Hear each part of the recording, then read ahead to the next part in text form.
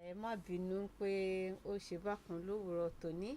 Kí ni àkórí ètò tòní gan-an? Kí ni nǹkan tó yẹ pé a fẹ́ bára wa sọ? Òun náà ni bí bó ṣe jẹ́ pé àwọn kankan kó tó di pé a wá sọ àkórí ètò tòní kan tá a fẹ́ ṣe gan-an. Ẹ jẹ́ ń gbé Títí Láyọ̀ wọlé torí pé yìí fún lọ́rẹ́ lónìí kan tó ń ṣe lọ́nà tó fi pẹ́ òun ó máa sọ. Títí Láyọ̀ bá mi kí àwọn ará ilé kó dẹ̀ tọrọ gáfárà kó pẹ́ wọlé. Yes, good morning to all our dear listeners out there. So sorry for coming behind schedule. Yes, it is a very beautiful Wednesday, WCW, and you're welcome to our program, The Table of Three Plus X. Yes, I'm so happy to be here this morning, although I had one or two that actually made me come behind schedule, so I'm so sorry for that.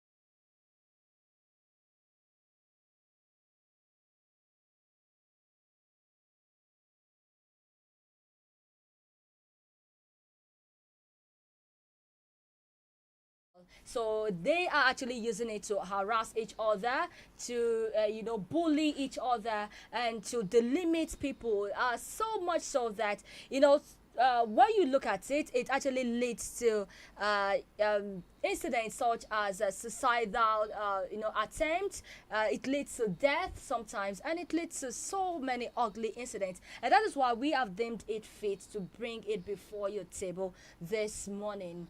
Molika and Toyin Bello, well done for the good job. All right, let's hear from Toyin Bello. Oh, thank you. Before we went on the short break, I am also we want to talk about cyberbullying. Kọ́ máa ìdúkokò mọ́ni lórí ẹ̀rọ ayélujára òun ni wọ́n ń pè ní cyberbullying. Ká máa sọ̀rọ̀ síyàn, ká máa sọ àwọn ọ̀rọ̀ tó lè mú kí àwọn èèyàn kan fẹ́ kórìíra èèyàn òun ni wọ́n ń pè ní cyberbullying. Tó yẹ pé nǹkan tó ń sọ gan lè má jo òótọ́. A dẹ̀ rí wípé lórí social media ń sìn a rí pé kíní yìí ti rampant. In fact àwọn tó tẹ̀ wá jẹ́ kí kíní yẹn wá burú jù ni àwọn tó ń pera wọn ní celebrity, àwọn tó jẹ́ gbajúgbajà, bóyá olórin ni, bóyá òṣèré ni, àwọn lè rí tó jẹ́ pé wọ́n wá ń lo kíní yìí. A lè ti rí pé ní ọ̀pọ̀lọpọ̀ ìgbà ni kíní yìí ó ti dá wàhálà sílẹ̀, ó ti cause nǹkan tó ń pè ní depression fẹ́lòmíì, ó ti cause nǹkan tó ń pè ní isolation tó jẹ́ pé ẹnìyẹn ò tiẹ̀ wá get ara ẹ̀ mọ́.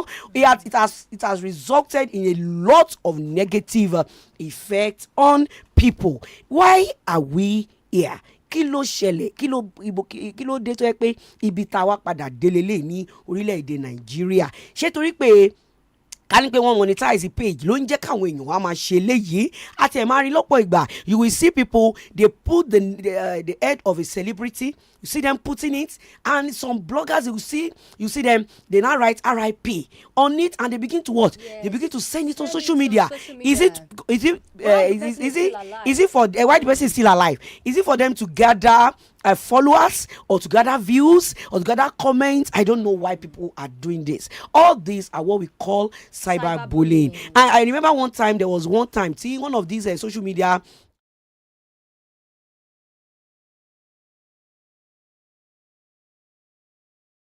àwọn celebrity ó gbé jáde, tó ṣe wá gbé jáde ó wá kọ RIP ó kọ sí, tó jẹ́ pé ọ̀rọ̀ yẹn mi ò kàn fẹ́ dárúkọ àwọn celebrity ẹ lórí afẹ́fẹ́ ni, àwọn tó bá jẹ́ pé wọ́n wà conversant lórí social media àwọn máa mọ̀ nǹkan tí mo sọ yìí.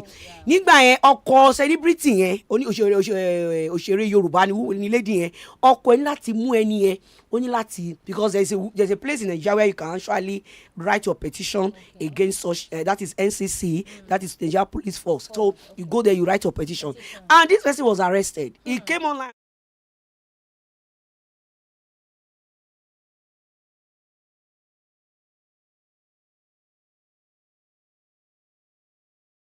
yẹ ní ikú kò yẹ kó rí bẹ́ẹ̀. All these things are what we call cyberbullying. You see people, they come online, maybe you are fat, they begin to body shame you, you begin to say a lot of things under the comment section. People come out to say a lot of horrible things. In fact, it has gotten to a stage now, the one that is now worse is celebrities coming online to use social media to fight their battles, resulting into cyberbullying. You see, maybe I'm a celebrity. Maybe I have one thing against Mulika. I will now go to my Facebook because I have followers. I will now see me begin to curse, begin to dish out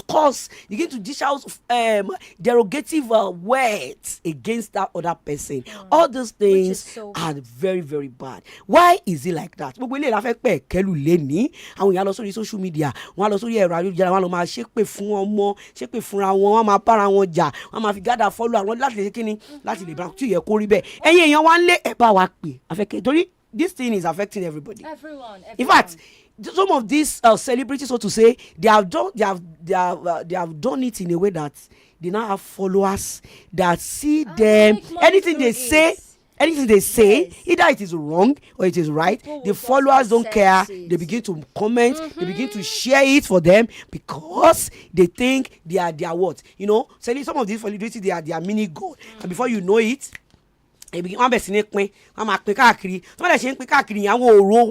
know they don't think about of what they have done. Yes, it actually made me remember something. There is this one that actually went viral about this TikTok dancer that had this plus size tummy. Yes, and after some time, people started coming against her, blasting her and criticizing her. This lady, they body shamed her, and she had to on the go. Though they said she's alive now.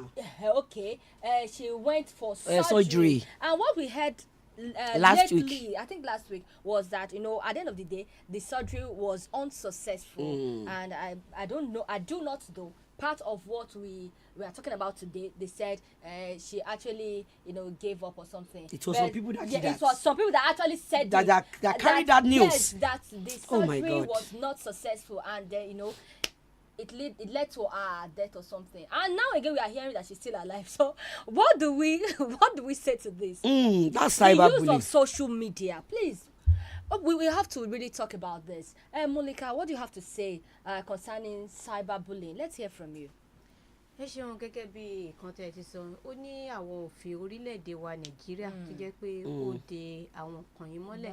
Ibẹ̀ láti rí òfin orílẹ̀-èdè wa Nàìjíríà tó jẹ́ pé section 24 subsection 2 tó kò tiẹ̀ pé ẹnikẹ́ni tó jẹ́ pé tó bá sọ̀rọ̀ àìdá fún àwọn èèyàn lórí ẹ̀rọ ayélujára bíi Facebook, Instagram ó dúnkòkò lajà pé ẹni bí ikú àbí kó ṣàmà bíi pé kó máa gbé jáde káàkiri pé ìkan báyìí lẹ́ni sọ ìkan báyìí lẹ́ni sọ. Ó ní àwọn òfin tó yẹ pé ó ti dè mọ́lẹ̀ báyìí tó yẹ pé ní òfin orílẹ̀-èdè wa Nàìjíríà pé ìjìyà ẹ̀ṣẹ̀ ó wà fún irú kan bẹ́ẹ̀.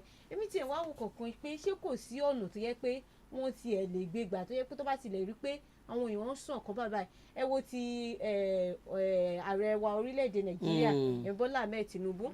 Ẹ máa wọ àwọn kan tó wọ́n ń ṣe nígbà yẹn pé wọ́n lè wá orí èèyàn orí ààrẹ wọ́n á gbé sórí nǹkan míì kan máa sọ pé máa wò kan tó ń ṣe máa ṣe gbà. Ó tiẹ̀ ní kan tó tiẹ̀ tún wà lẹ́nu ọjọ́ mélòó kan yìí bẹ́ẹ̀ ni pé wọ́n wá gbé ààrẹ sí orí wọ́n wá gbé nìkan àwọn kọ̀ọ̀kan bẹ́ẹ̀ tí pé àwọn nǹkan tí pé ìkan tẹ̀ tún ṣẹlẹ̀ wọ́n lẹ́ni yẹn Títílayọ̀ Ìyábẹ̀lú wọ́n sọ pé ẹni yẹn sọ wọ́n ní kò lè bí wọ́n ní kò bímọ, ṣé kan tó yẹ kó ṣe lélẹ̀, ṣé kò yẹ kó ti bímọ ní kinní kan tó dẹ̀ gbọ́ ọ̀rọ̀ yẹn tó jẹ́ pé ó bẹ̀rẹ̀ sí í sunkún. Ó tiẹ̀ tó lè fa rúurú ọkàn. Ó yẹ pé a lè dárúkọ. It leads to depression, in fact.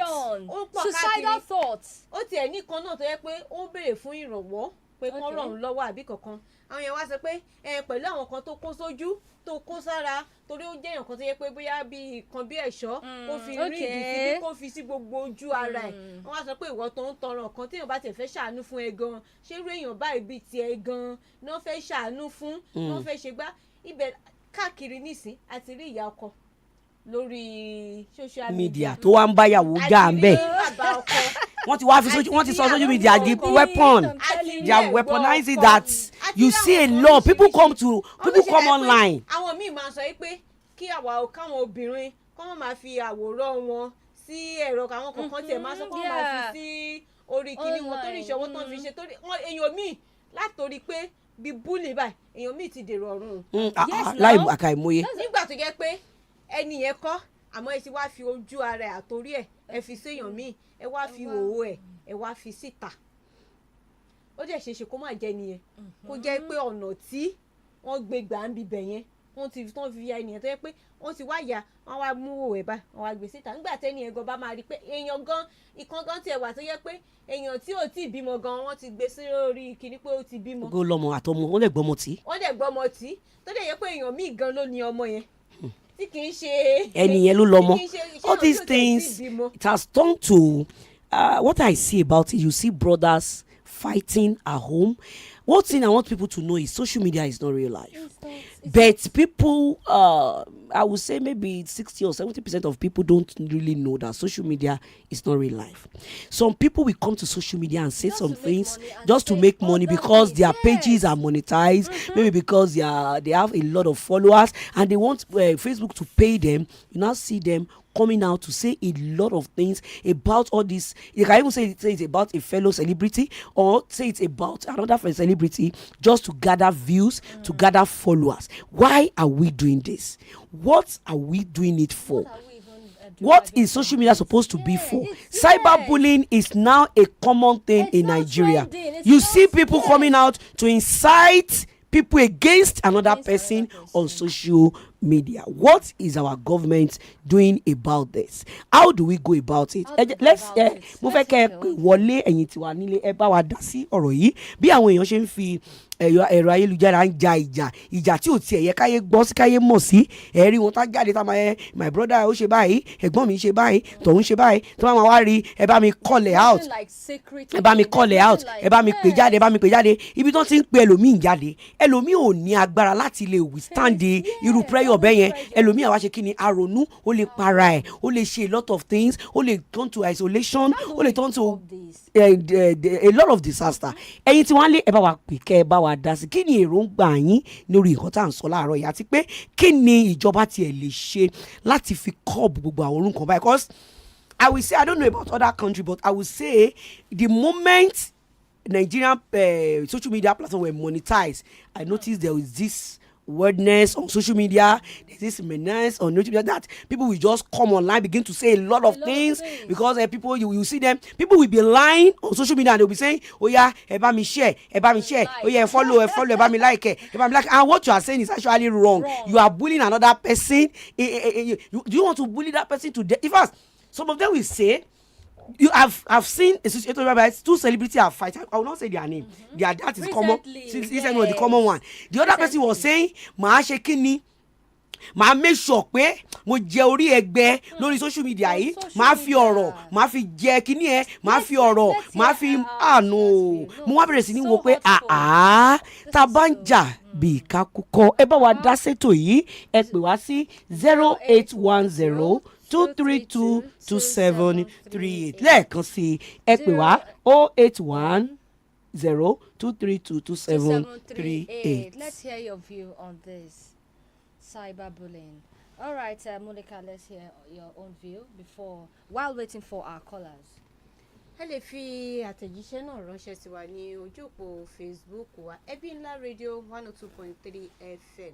ó sọ fún yín pé a máa ka àtẹ̀jíṣẹ́ yín tẹ́ bá fi ránṣẹ́ sí wa tàbí kẹ́ tún darapọ̀ mọ́ wa lórí YouTube wa EBI-NLA Radio 102.3 FM tàbí ní online wa online radio wa ebinlaradio.com.ng lẹ́ẹ̀kan sí ebinlaradio.com.ng ṣe rí EBI-NLA yẹn ní ti online ó máa jẹ́ small letter kò ní jẹ́ lẹ́tà ńlá yẹn gàdàgbà kékeré yẹn ni ebinlaradio.com.ng wọn náà ní kíní nǹkan tó yẹ pé à ń sọ lówùúrọ̀ tó ní fún àǹfààní àwọn tó jẹ́ pé wọ́n ṣẹ̀ darapọ̀ mọ́ wa níkànnì alálùbáríkà nìkan ní EBI-NLA 102.3 FM nǹkan tá à ń sọ náà ni bí àwọn èèyàn ṣe máa ń dúnkokò mọ́ni lórí ẹ̀rọ ayélujára cyberbullying. àtẹ̀rí èèyàn kan tó yẹ pé tó bá múra wọn ní máa wò ó ṣé kan tó yẹ kó wọ̀ lélẹ̀ ṣé múra gan tó yẹ kó mú lélẹ̀ ṣé aṣọ tó yẹ kó wọ̀ lélẹ̀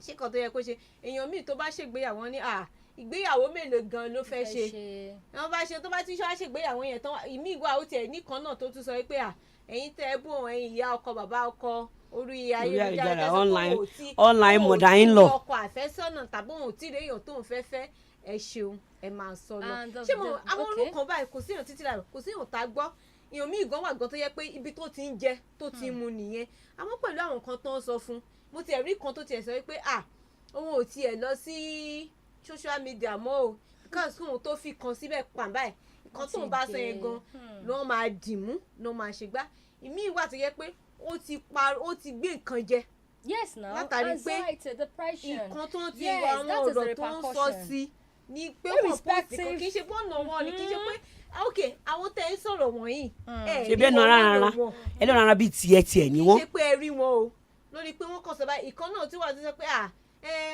gbà wọn ò ní sọ bad side ìgbéyàwó wọn ṣèbí èyí tó dànù wọn máa sọ gbogbo eléyìí tẹ̀lé kiri kan tí ẹ jẹ́ kí ìwọ pẹ̀lú ọkọ ẹ ti ẹ̀jà ẹ gbé síbẹ̀ pé ti ẹ̀jà ẹ ti ẹ̀ ṣe gbá. My own point of view is there should be something called privacy and secrecy. Like you don't expose. Okay, look at what actually happened recently. You see siblings, calling out each other on social media. Yes, this is what my sister has done to me. I want people to help me call her out, and then you expose, everything, even the ones that is meant to be, secretive, hidden. You have family. Why would you go on social media to expose yourself? All right. Hello, ma. Good morning. Hello, good morning. Yes, ma. Ọ̀rọ̀ lórí nǹkan tẹ́ ń sọ náà mo fẹ́ dáhùn sí. Orúkọ yín bolẹ̀ tí ń pè wá. Balógun ẹbí ńlá ló ń bá ẹ sọ̀rọ̀ láti Èkúté Adébọ̀sí. Yes, ma. Ẹ kú ètò wa. Yes, ma. Lórí nǹkan tẹ́ ń sọ yìí ọ̀rọ̀ tó lágbára ni. Ọ̀rọ̀ tó báyàn lọ́kàn jẹ́ ni. Mo lè sọ fún yín pé mo mọ ẹni mẹ́ta tó ti bínú para ẹ̀ torí ọ̀rọ̀ tẹ́ ń sọ yìí. Imagine. Kí ló tẹ̀lé ni pé ẹni yẹn lọ gbé fọ́tò ọ̀rẹ́ ó gbé àwòrán orí ọ̀rẹ́ ó lọ gbé sí orí àwòrán míì màmá yẹn wá rò pé ọmọ ló kú lóòótọ́ ọwọ́ wa lọ gbé síbi accident motor ọwọ́ lọ gbé síbi motor accident ọwọ́ rò pé ìtọ́ ló kú màmá yẹn ibi ó ti wá lọ kírun ó wá ń bọ̀ láti mọ́ọ̀sì ó sì wá wò pé ọmọ ń wà ní àgbàrá ẹ̀jẹ̀ ó ló ń mọ̀ ó ní wàá bí lélẹ̀ yìí ó ní wàá bí lélẹ̀ màmá yẹn ibẹ̀ ló ti kú ibẹ̀ ló ti kú ó padà wà á ibẹ̀ ìpàtẹ́ wá lọ pé ẹni yẹn ó wà lábùjá ló wá lóun òkú ọlọ́run social media náà pọ̀ sí wàhálà mọ́mí ó lóun òkú màmá yẹn kú ó wà ní kọ́mà fún bí ọ̀sẹ̀ kan kó tó kú. gbogbo àwọn nǹkan yìí ní ìpè kò sí security nàìjíríà ò dáa tó kò rí bẹ́ẹ̀ lọ́wọ́ àwọn òyìnbó kò rí bẹ́ẹ̀ lọ́wọ́ àwọn òyìnbó kò rí bẹ́ẹ̀ rárá kò sáwọn tó ń mọ́nítọ̀ orí ẹ̀rọ òun ló pa gbogbo rọ́bì tó ń ṣẹlẹ̀ oríṣiríṣi àwọn nǹkan tí ò dáa kí ọmọdé gan máa rí tí ò ran ọjọ́ ọ̀la àwọn ọ̀dọ́ wa lọ́wọ́ òun ni wọ́n ń ṣe lórí ẹ̀rọ pé wọ́n kàn lè ṣe free wọ́n lè ṣe free gbogbo àwọn nǹkan yẹ kò sí ètò ààbò tó yẹ kó wà ńbẹ̀ ló fà á tí wọ́n bá lè gbé gbèsè tó yẹ kó gbé láì sáànú ilé yẹn máa wà òkè olúwa rẹ̀ lọ́wọ́ ẹ pètò. Thank you, sir. Hello, good morning. Good morning, ma. Ara ọ̀rọ̀ ni Fúnkẹ́ fowó wẹ̀ ọ́ ló ń pè láti ṣe. ẹ ṣe ọmọ mi wá. Ẹni kan tẹ́ sọ yìí ó ti bá lé àwọn èèyàn púpọ̀ jẹ́. Bẹ́ẹ̀ni. Ṣé lórí ti ìṣọ́ tó ń legacy story olówó ń tà like white fire. Bẹ́ẹ̀ni. Ìfọ̀páṣu legacy story olówó ń tà like white fire. Ibi tí òun tí wọ́n máa ti gbọ́ wọn máa ti gbọ́. Ọ̀sìn tí gómìnà bá ń ṣòfin kan láti máa fi jìyà jẹ àwọn èèyàn. Kò sí sórí social media nìkan o. Ládùúgbò nǹkan. Look at you ladies now. Your star is rising. Ó lè gbé nǹkan tó wà nǹkan náà kan tó ń gbowó. Ó lè ní ta ní ìgbà tó wà ní school kan báyìí ló máa ń ṣe o. Just to put you down. Just to put you down. Ọ̀rọ̀ kan tó ṣẹlẹ̀ sí mi lẹ́nu jọ́ mẹ́ta lórí ẹ̀fẹ́fẹ́ yìí nà. Ṣé hard all over? My own view in Port Harcourt, all of them have mommy Fúnkẹ́ wọn ní kí n ṣe orúkọ tẹ́ ń jẹ́ lẹ́ńjẹ́. I was surprised. Báwo wo ṣe ń wá káàkiri? Ilé àdìde ní ìrànlọ́wọ́ ló lo kẹ́kà ṣe fún ọ, you understand? It's very bad. Just because you hate somebody or you are jealous of somebody, ọ̀sẹ̀ ò mọ̀ rárá, wàá kàn gbé síta. Wọ́n ti fi ṣe àdánù ìfọ̀nà fún ìfẹ̀yọ̀ àbí ìbọn. Ìrìn with our tongue. Àwọn gan-an ó fàmọ̀ ju àdá. àti ọ̀gbẹ́nà àti kílẹ̀ nínú wí. So àwọn tó ń sọ gbogbo ọkọ̀ sórí social media, they are still with their tongue, with their typing, they are killing people slowly. So government should do something about it.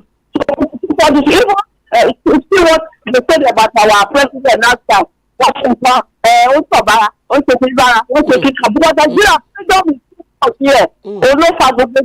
Everybody that do such a thing, you can prosecute that person by the government or individual or to secretly say they when you change everybody.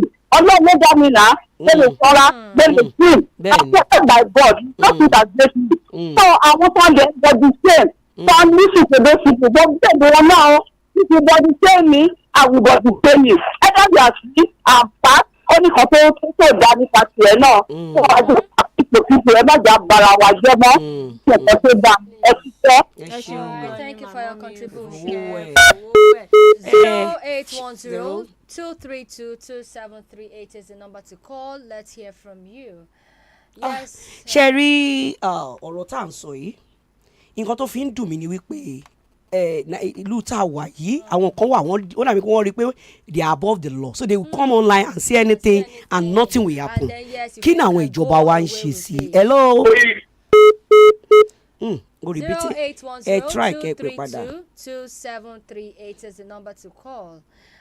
Ṣé rí pé lórí àwọn ẹ̀rọ ayélujára yìí àwọn kan ti sọra wọn di demigod ní orí ẹ̀rọ ayélujára tó jẹ́ pé èmi ò ní dárúkọ, but when we talk people know what we are talking about.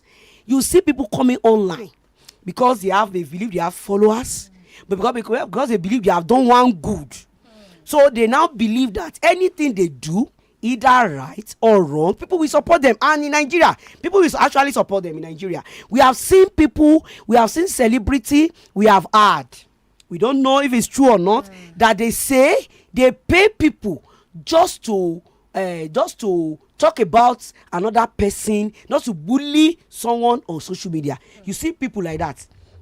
Some of these celebrities, you see them out there, they will go and pay. They pay some people, maybe Nigeria will be great again. Maybe because of joblessness, you see people, they pay them, and when they are paid, wọ́n wá sọ pé wọ́n ẹ̀yin báyìí o, yé báyìí ni màmá fún yín, nǹkan tẹ́ kọ́ máa ṣe ni pé ẹ máa bá mi bully lágbájá ní orí ẹ̀rọ ayélujára. Ṣé ẹ mọ̀ pé àwọn míì máa ní page ẹ pé page yìí faceless la lè pé, because when you look at the page, number one, the page will be logged.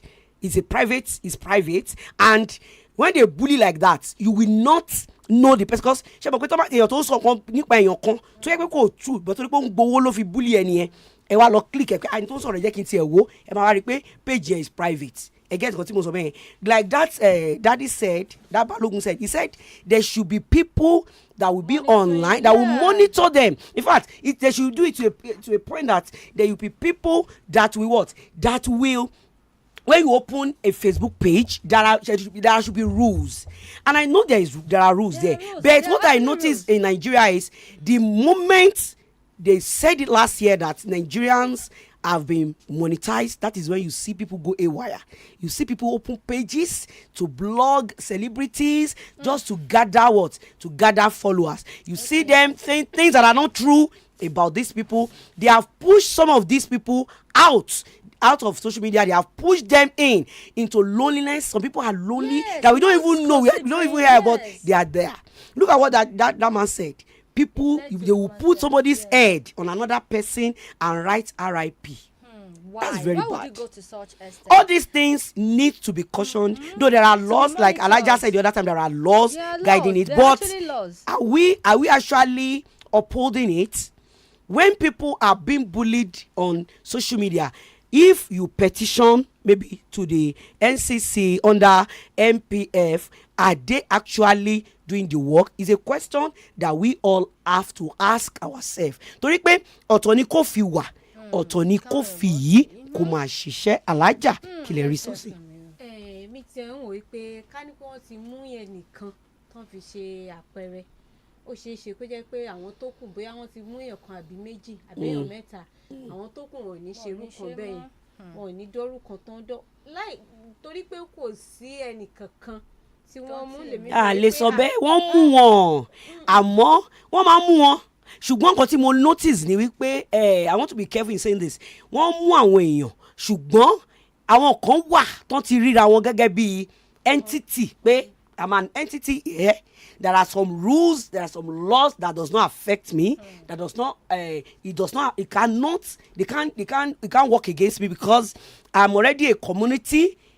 Are you getting it now? Don't hear I want to be demigod. Lórí social space, yeah. Check me what you want. On this cyber space, oh, even if they petition me, okay, something happened recently. Someone said somebody petitioned another person, and the person came online and said that petition is a suya paper. How do you see that? All right, let's hear from you, our listeners out there. That is it. Some people, they believe they are what? They are above the law. That is why maybe the law is not what applicable to them. If you want to contribute, let's call on to 0810 232 2738. ẹ jẹ́ ká àwọn àtẹ̀jíṣẹ́ tán fi ránṣẹ́ sí wa ní ojú òpó Facebook wa. Ayọ̀délé Great Omilabun ó ní àwẹ́zàn pé ẹ̀kú iṣẹ́ takuntakun. K náà fi àtẹ̀jíṣẹ́ náà ránṣẹ́ ó ní more wisdom fún gbogbo yín pátá ọlẹ́kùn iṣẹ́. Tẹ́ bá fẹ́ fi àtẹ̀jíṣẹ́ yín náà ránṣẹ́ sí wa lójú òpó Facebook wa EBI-NLA Radio 102.3 FM EBI-NLA Radio 102.3 FM a wà ní YouTube a wà ní Facebook a wà ní online a wà káàkiri ẹ lè máa wò wá kedere live and direct. ẹ lè comment kẹ́dẹ̀ máa ṣe kíni kẹ́ máa bá wa share bá wa pín káàkiri tó yẹ pé àwọn èèyàn náà tó ṣe mọ̀ pé tá bá ṣe pín kíní káàkiri àwọn èèyàn náà á lè gbọ́ pé lẹ́ni tí ẹ̀ ṣe sọ̀rọ̀ sí mi kíní kan ó tiẹ̀ ní àwọn òfin gan tó dé ó níbi tí mo lè lọ. bá jẹ́ pé ọ̀dọ̀ wa nìkan náà ló dé tá a pín káàkiri báwo làwọn yẹn gan ṣe mọ̀ pé báwo náà ṣe mọ̀ pé ó ti ní àwọn òfin gan tó ti de àwọn nǹkan wọ̀nyí àwọn míì wà tó yẹ pé wọn ò tiẹ̀ lè jáde mọ́ lórí pé wọ́n dúnkokò lajà mọ́ wọn ní ẹ̀rọ ayélujára ẹ dákun ẹ bá wa ṣí ẹ̀ káàkiri kó lọ káàkiri kó lọ fà ẹ̀bùn kó lọ fà ìkan báyìí ló ń ṣẹlẹ̀. àwọn èèyàn tiẹ̀ ti jí gìrì sí pé in fact nǹkan tí wọ́n wá ti wá rí ń sìn ni pé Nigerians are now they are now at alert their life. tó bá ti gbèrò yín wọn yẹn dé báyìí especially àwọn tó pera wọn ní pé wọ́n lórúkọ yẹn tó ń sọ pé àwọn celebrity tó bá ti lè sọ̀rọ̀ kan nípa another person àwa gan ti já sí pé bóyá torí gẹ́gẹ́ bí mọ̀mí fowó ẹ̀ ṣe sọ bóyá torí ìlara àbí owú jealousy òun ló ń fa nǹkan tí ẹlòmíì nínú wọn máa ń ṣe kíni tó máa ń ṣe tó fi máa ń wá bẹ́ẹ̀ lọ sórí ẹ̀yà ìjà gẹ́gẹ́ bí mo ní sọ̀rọ̀ àwọn kan ti wà life. How can somebody either good or bad that the person is right or wrong somebody petition that is our own right or is right is being trampled upon to the NCC and you are saying kí ló kọ yẹn paper tí yẹ pé suya la fi gẹ ni tó túmọ̀ sí pé tension tó kọ yẹn kò lè rí light of the day ìtumọ̀ ẹni yẹn ṣe yẹ kó rí bẹ́ẹ̀. Why don't you ìmí ìtẹ̀sí wà ṣe hàn pé tìbúlẹ̀ àwọn èèyàn lásán tẹ̀sí náà ń kọ́ lórí ẹ̀rọ ayélujára tó yẹ pé lórí ẹ̀sìn wọ́n máa sọ pé ká ní pé kristẹni ló ṣe kò ní ṣe báyìí ká ní pé mùsùlùmí ló ṣe wọn ò ní ṣe báyìí ó ti wá di pé lórí ẹ̀rọ ayélujára ó wá di pé àwọn tí wọ́n ríra wọn gan tó jẹ́ ẹlẹ́sìn pé ẹlẹ́sìn tèmílélé wọ́n ti dèèyàn tó yẹ pé wọ́n sọ̀rọ̀ wọ́n ní èdè àìyedè sára wọn tó yẹ pé ríra yín ó ṣeé ṣe bí tẹ́ni gan tiẹ̀ wà kó má tiẹ̀ sí lórílẹ̀‐èdè wa Nàìjíríà tó yẹ pé ibi tó wà kẹ́ni dẹ̀ ríra àmọ́ wá dorí pé ẹ bẹ̀rẹ̀ sí ní àwọn ènìyàn yẹn sínú you know all these all these cyber bullies what they do is they will incite people by the time they analyse Titilayo when they analyse you yourself will believe that so am I this bad so I'm bad I don't know they will analyse you anything you do maybe any comment or any gesture you make they will now begin to twist it against you that if you are not careful you will believe but Nigerians are now awakening you see Nigerians coming out to tell them that you don't tell us what to do especially those that are not on their payroll because they have people that they pay those people will comment against people they are bullying those people will talk against people they are bullying they are paid to share those negative things. Why not make good use of social media? Why you can use it to promote yourself. Why will you say somebody did something wrong? Fine, somebody did something wrong to you can face the person but if for example Mulika you did something wrong to me I will face you because you are adult not coming online to cause the children You have seen Yeah. people causing children. This is one calling causing a child a baby wọ́n ní ọmọ òòjọ́ ọmọ ìkókó ọmọ tí ò mọ nǹkan kan torí pé ìwọ àti ìyá bàbá ọmọ yẹn ń jà àbí torí pé o rí pé you perceive that he did something to you. Let the fight between adults be fight between adults. Ẹ lè ríra yín ìgboro tẹ́ bá dẹ̀ ríra yín láàrin ìgboro nǹkan tó bá dùn mí ni pé and all these people that call themselves maybe socialites, celebrity, so to say, when they see themselves at events, you see them, they don't fight. You see them being cordial, so to say. Cordial. But on their own life, on my live show, I can come and curse and begin to vomit a lot of things that should not be hard to us. You know, when children hear this, how does such child survive? How will a child see that an adult is causing a child on social media, saying a derogative things about a child on social media? You now want that child. You want that child to grow. How do you want that child to survive? Immediately wọ́n pé àwọn míì ìdí tó yẹ pé wọ́n fi ń dúnkòkò lájà mọ́ àwọn èèyàn ni pé torí àwọn míì ti ní ìbínú. Sí ara wọn. Ìmí ìgàn wà tó yẹ pé kọ́ lè fi mọ́ káàkiri. Kó lè jẹ́ èèyàn pé ó mọ̀rọ̀ sọ ó láyà ó ṣe ìrọ́dẹ̀ ni. tóun bá ṣe orúkọ bẹ́ẹ̀ àwọn èèyàn á lè focus sọ́dọ̀ òun. àwọn míì wọ́n á lè tag òun wọ́n á lè máa follow òun tó bá ṣe follow òun bẹ́ẹ̀ òun lè máa rí owó náà òun lè máa rí àwọn follower tó yẹ pé. hello. mo rí Fúnkẹ́ ló pè padà. ṣé rí developing countries like China, Japan sure pé wọ́n regulate social media wọn. When you see children bringing out things that people will learn from, àwọn kan tó bá develop that other people will learn from, àwọn kan tó máa ń kó jáde lórí social media wọn nìyẹn. They don't just dish out any negative thing on social media. Ṣọmọ. There is one lady, she's a Nigerian born UK ọmọ. She's a girl, 12 years old. She wrote a book, The Shattered Windows, local. So I want to be a interview. What this title?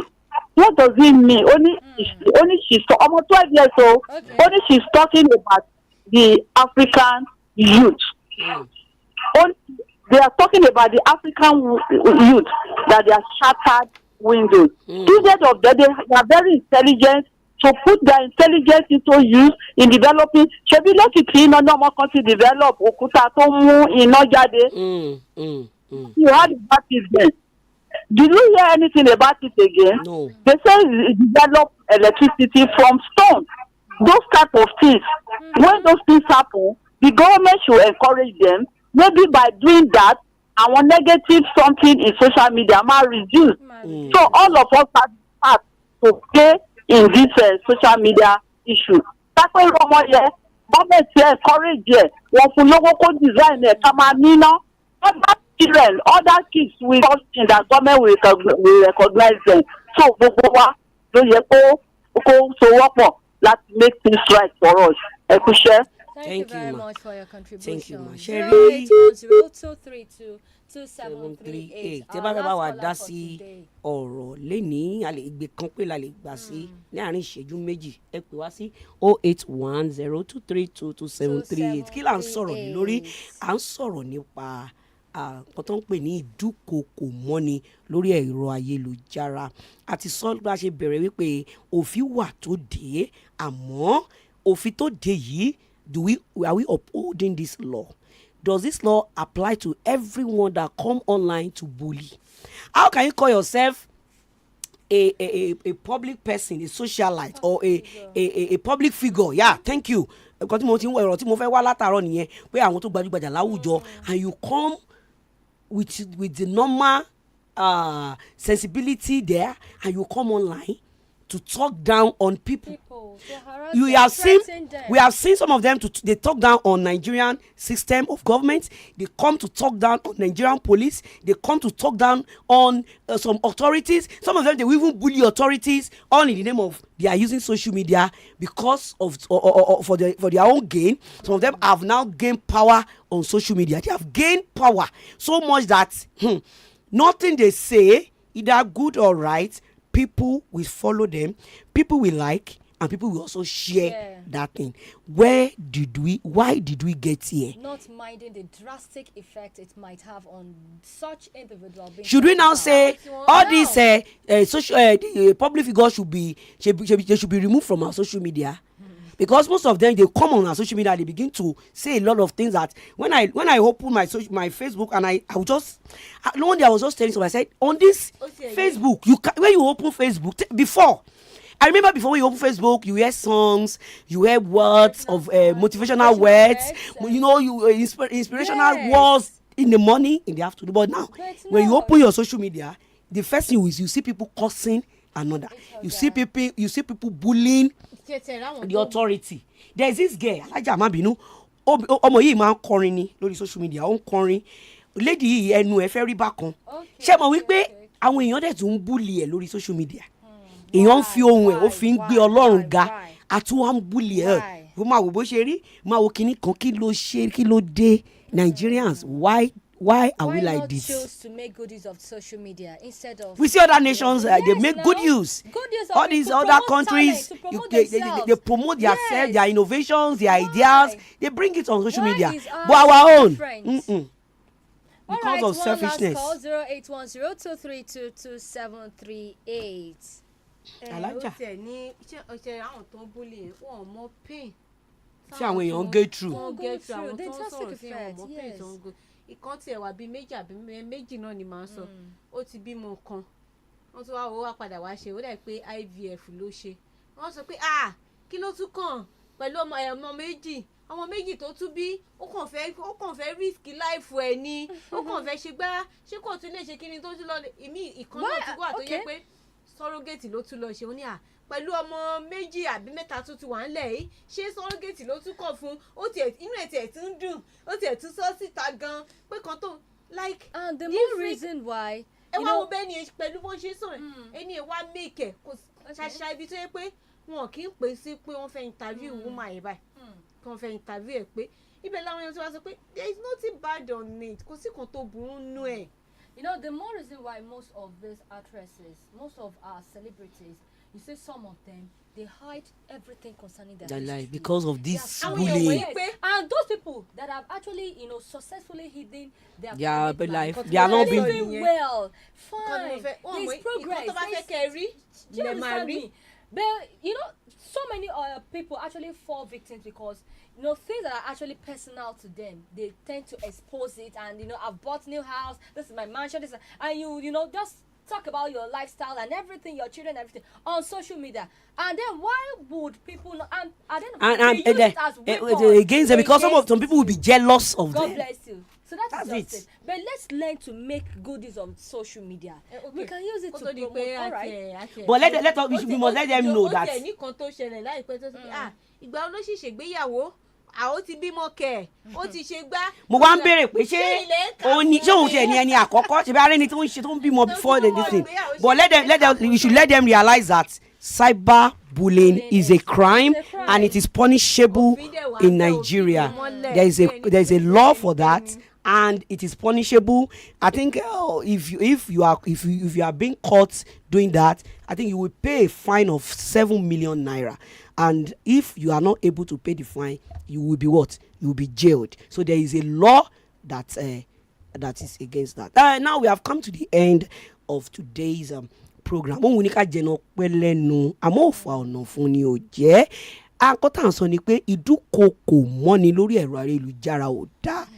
Lórúkọ méjì, ẹ jẹ́ ká jáwọ́ ń bẹ̀ so that Nigeria will be great again. Let's stop cyberbullying so that Nigeria will be great again. Let our inspirational speakers, motivational speakers, please come online. We want to see more of this. We are tired of seeing curses, abuse, and unnecessary fights on social media. Thank you everyone for listening. I remain your girl Toyin Bello. Tó bá di ọjọ́ Friday àtúpàdé. All right, with this we'd like to call it another day. We'd like to call it a wrap. Let's learn to make good use of our social media handles well. Social media in general, let's use it to promote ourselves, uplift and upgrade Nigeria. That is very important. Not you going about talking ills about your fellow your friends. All right, with this, we'd like to say bye for now. I am Titi Lyle Williams. Thank you. Ó ní ọ̀sán ọlọ́bẹ̀ ṣe ń gbé yín tẹ́ ìfìfẹ́ bá wa jẹ́ adúpẹ́ lọ́wọ́ yín ẹ má gbàgbé ẹja máa lo Facebook YouTube gbogbo ẹja máa lo ní ti dáadáa kì í ṣe ní ti ìdàkejì. Orúkọ tèmi ò tí ì yí padà Mulikat Abdullahi náà lórúkọ tèmi ó dìgbà kan.